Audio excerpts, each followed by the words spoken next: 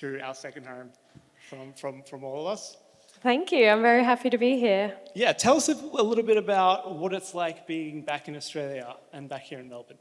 Yeah, it's been amazing. I've only been back for 4 days now, but chapel boxing's definitely made me feel right at home here, which has been lovely. It's been my first time training here. It's been great. The people have been lovely. It's been nice hearing Australian accents again. One of my favourite parts coming home is always hearing all the Australian accents. But yeah, it's been a really good week. The weather's been nice to us as well, apart from that freezing cold Sunday when we got in. But yeah, it's like you've brought it with you from Gold Coast down to Melbourne. So thanks for that. So yeah, getting into it, we want to start by asking you, you've had a very successful amateur career, then you moved into professional. So what would you say was your biggest mindset shift between being an amateur then moving into a world champion level? So for me, I feel like I went from the amateur boxing scene to the professional game quite naive. I just thought boxing's boxing, like it's the same thing, except instead of 3 3-minute rounds, it'll be 10 twos. But I quickly learned that it is a very different game, not just in the ring, but outside the ring as well. There's a lot more lights, camera action, a bit more flary, a lot more entertainment, a lot more shit talk, a lot more buzz around fights. But yeah, it was definitely a learn on the job thing for me. I literally turned professional and within a couple of months had my first pro fight. So it was definitely learn as you go. But yeah, it's been an incredible 4 years since. I feel like the mindset shift for me would be, this isn't just doing this because you love it anymore. Like, this is actually your job. This is your career. Every decision you make in and out of the gym your career depends on it. So I'd say that's the biggest thing for me. I think it went more from being just doing something I love and because it makes me happy to doing something I love that makes me happy and it's now my job. Which, a lot of people, that seems to be the dream, but then they don't really see the challenges of that side of it. So like when you say that there's things that you learned, what would you say is one thing that you learned? Some of the challenges of turning professional, I'd say you're definitely a lot more in the public eye. You're exposed to people's opinions that you probably would never have seen or heard before. So that was definitely a learning curve for me. Just, I guess, being exposed to a lot more negative criticism, opinions, and learning how to deal with that and not let it affect the way you train or you perform. Because, like, at the end of the day, you're not supposed to know how people think or feel about you, especially strangers that you've never met. So that's definitely probably been the biggest challenge for me, and something that I'm still dealing with and still learning to deal with and overcome. But I'd say that was probably the biggest shock to the system, going from the amateurs to the pros, is just learning how to manage and control that. Right. Well, I guess the good thing about being here is no one's here to criticize you. We all love you, and we all feel like it's a pleasure that you're here. So, talking about getting into tips for training for someone that is just starting out and they're having trouble with consistency. Maybe there's days that they're not feeling so motivated. What would you say is something that you say to yourself, or anything that you do to be motivated when you can't be? So I think a lot of people probably see social media, they see these elite athletes training day in, day out, and it's almost like, wow, she's always in the gym. We're all human beings. We all wake up in the morning sometimes and go, God, I really don't want to do it today. But it's finding that why. It's setting smaller, shorter term goals that are reachable. I am a big believer in setting the most unrealistic, unbelievable goals that people will tell you you cannot achieve, and they're actually wrong, and you can prove them wrong. But I think those small goals and setting those little tiny things along the way will literally be those stepping stones that will get you to achieve those things that you might even yourself think are completely impossible. I know myself personally, I never ever thought I would represent Australia at the Commonwealth Games, let alone win gold, represent Australia at the Olympic Games, be a professional boxer, be headlining on Fox Sports. So if I went back and told 12, 13-year-old Skye, this is all the things you're going to do, there's no chance I would have ever believed me telling me that. So it is possible, and if you set your mind to it, it is 100% achievable, and it all starts with those small, tiny, daily goals that become your daily habits, that become the pillars and the building blocks to achieving those really big things that feel out of reach right now. Yeah, awesome. Love that.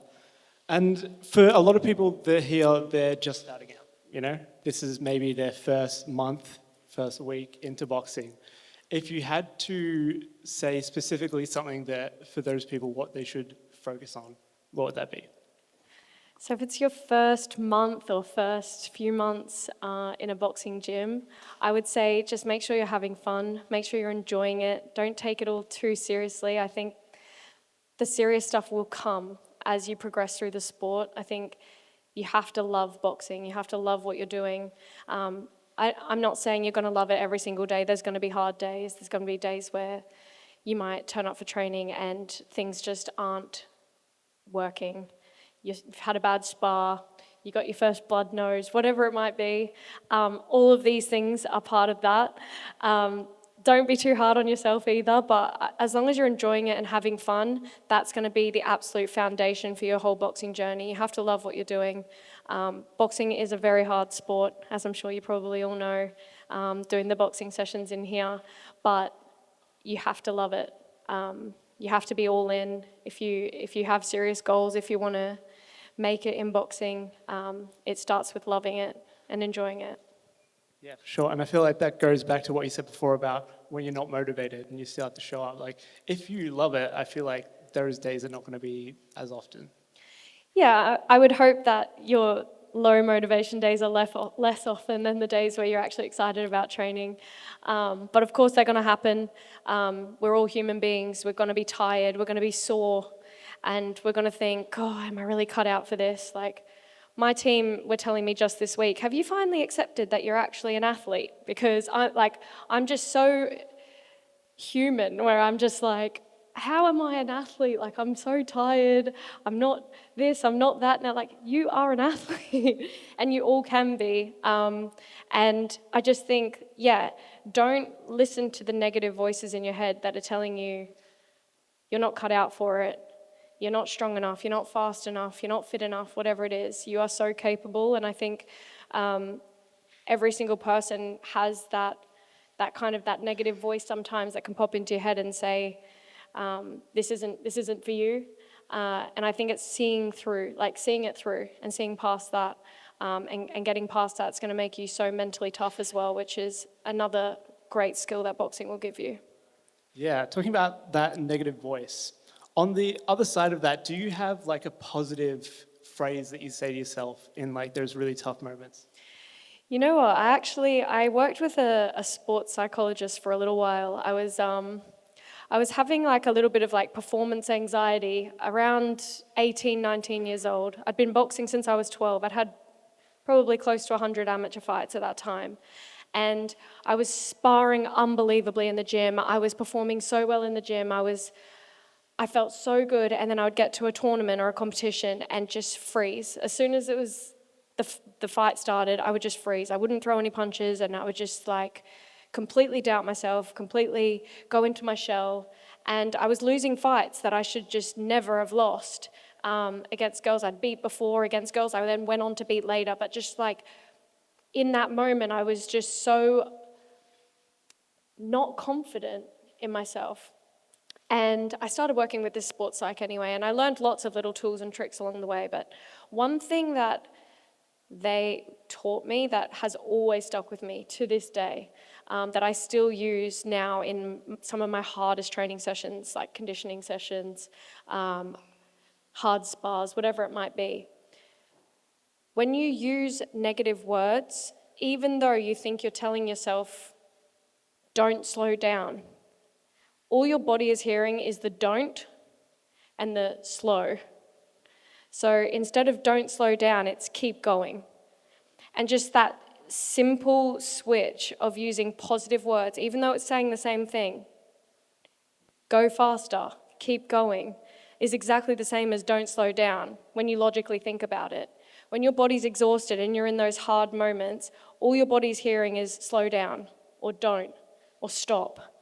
So just like this, like the most simple thing, switching, using positive words to say the exact same thing in your mind. So for me, it was a lot of the time, it was when I was running. So it was when I was on the track or going for a hard run. I hate running. Actually, I have learned to love running a little bit. I tell a lie. But I've always hated running. It's always been the least favorite part for me about being a boxer, is that we have to run. And this is when I most needed this. And I would be doing my runs, and I'd go in, like, my body wants to stop. It's telling me, you're tired, your legs are hurting, you've had enough. This hill's too steep, just walk for a bit, you'll be all right. So in my head, it's going, don't slow down, don't slow down, don't slow down. And I'd give up. I wouldn't get to the top of the hill.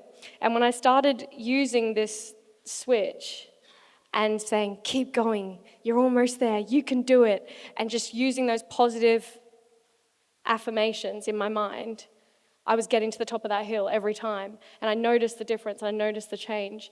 And now, 10 years later, I still use that in those hard sessions. And I sometimes catch myself using negative words to encourage myself. And I'm like, oh yeah, I remember. So yeah, that would be one of my biggest and best tips. Yeah, wow, that is a real skill, I feel like. That's great advice. Yeah, talking about those hard moments, we wanted to ask you, what is the most difficult part of a really intense camp? Is it those running sessions? Is it a really hard spa or conditioning workout? Or is it sticking to your nutrition? Oh, that's hard. I feel like boxing makes it very hard for athletes to have a healthy relationship with food. It's definitely something that I've been on a roller coaster journey with, and I'm sure many boxers can probably relate to that. So sticking to the nutrition side is definitely very, very hard. I would say the hardest part of camp for me is definitely the hard conditioning sessions. The nutrition side, I've got an amazing nutritionist on board, Lee Rickards, who's actually in the room here somewhere now, who has completely changed my approach to making weight, my training camp, meal plans and regime. I have a much healthier relationship with food now. I'm not yo-yoing between camps the way I was for years and years and years. There's been a lot of habits that I've had to train myself out of, but I'm finally in a good place now. So I would say that the hard conditioning sessions are probably harder for me now than the nutrition plans, but definitely over the years I would have said sticking to the nutrition plan. Okay, any real quick tips for us for being in a good rhythm with nutrition? Ooh, eat volume foods, definitely, high protein volume foods. I feel like that's a question for Lee. He's the scientist, wherever he is. I feel like he's hiding Maybe somewhere. we'll ask you later. But no, I think for me I feel like boxers have this all or nothing mentality. And it's like, you eat something bad and it's like, oh, well, I had something bad now, so I'll just go crazy. I'll just keep eating everything bad. And then tomorrow I'll start again. And you go back to like starving yourself or completely depriving yourself. So I think if you're able to find a way that you can have things in moderation, you'll find that you can have a much healthier relationship with food and not keep having those yo-yo effects with your weight and your eating habits. Yeah, awesome. Okay, so that's the healthy side of eating. Now let's talk about indulging a little bit. Do you have a go-to indulgent Macca's order? I am such a foodie. Like, I'm actually obsessed with food. If you see my For You page